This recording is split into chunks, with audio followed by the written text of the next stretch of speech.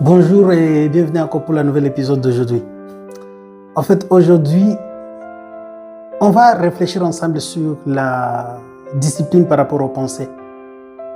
Et qu'est-ce que j'aimerais qu'on garde ensemble par rapport à la discipline aux pensées? Donc, on n'est pas responsable de toutes les pensées que nous recevons. En tout cas, on n'est pas responsable de toutes les pensées. Il y a des pensées que nous pouvons contrôler, il y a d'autres pensées que nous, on n'a pas de contrôle. Et peu importe les pensées où nous n'avons pas le contrôle, nous gardons le contrôle de quelles pensées nous allons maintenir en nous.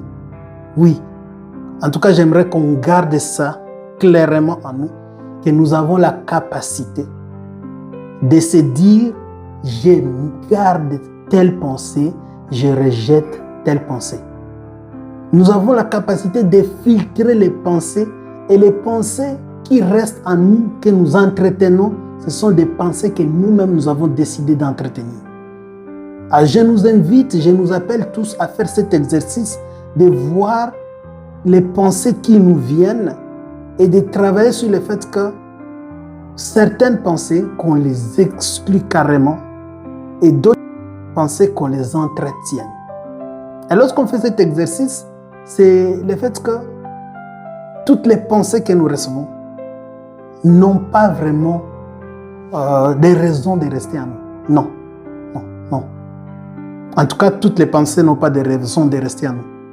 Nous pouvons nous-mêmes susciter des pensées qui nous font du bien.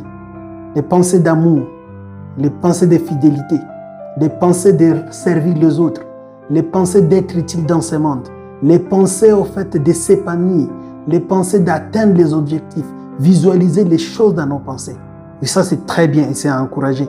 Et il y a des pensées, lorsqu'il vient les pensées de meurtre, les pensées de haine, les pensées d'amertume, ça, tu peux même ouvrir ta bouche. En tout cas, vous ouvrez calmement votre bouche et vous dites, je ne suis pas meurtrier, je ne suis pas rancunier, je pardonne facilement. Donc, vous opposez à ce genre de pensées, ça nous permet de garder notre état d'esprit d'une manière saine, efficace et très ouvert à de bonnes réflexions par rapport à cette vie. En tout cas, on a besoin d'avoir un esprit, un état d'esprit qui est sain pour pouvoir bien penser, bien se focaliser et être efficace dans le travail que nous faisons chaque jour. C'est très important en fait dans cette vie. Prenez soin de vous et on se dit à la prochaine épisode pour demain.